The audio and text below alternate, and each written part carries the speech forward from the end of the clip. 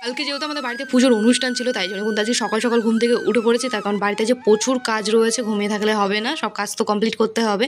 তো এদিকে মেজ দিদি জামা কাপড়গুলো ধুচ্ছিল আর বড়দিদি কিন্তু এই জায়গাটা সব জিনিসপত্রগুলো গোছাচ্ছিল। তো চলো জিনিসপত্রগুলো এবার বাইরে নিয়ে যেতে হবে। তো জিনিসপত্রগুলো বাইরে তো নিয়ে যাবো, এগুলো একটুখানি গুছিয়ে গাছে রাখছি আমি। তাই এরই মধ্যে দেখি মা বাজার থেকে সবজি পাঠিয়ে দিয়েছিল, তাই সবজিগুলো কিন্তু না ঢেলে রাখলে নষ্ট হয়ে যাবে।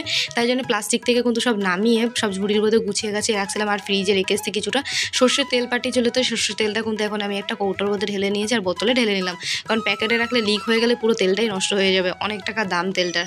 তো যাই হোক, ঘরের ভেতরটা কিন্তু পরিষ্কার করা হয়ে গেছে, এখন ঝাঁট দিয়ে নিয়েছি। তো চলো এবার ঘরের ভেতরটা কিন্তু সার্ফ দিয়ে খুব সুন্দর করে এখন জল দিয়ে মুছে নিতে হবে।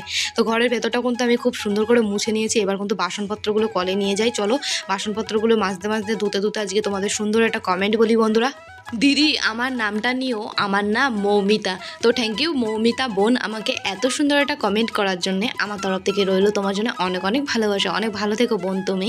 তো দেখো বাসনগুলো কিন্তু মাজা কমপ্লিট হয়ে গেছে, বাসনগুলো কিন্তু এখন আমি উপর করে দিয়েছি। আর কিছু মাছ পাঠিয়েছিল মা, তো সেগুলো এখন আমি ধুতে বসে পড়েছি। তো যতক্ষণ আমি মাছগুলো ধুতে থাকি তোমরা ঝটপট তোমাদের নামগুলো কমেন্ট করে বলে ফেলো তো।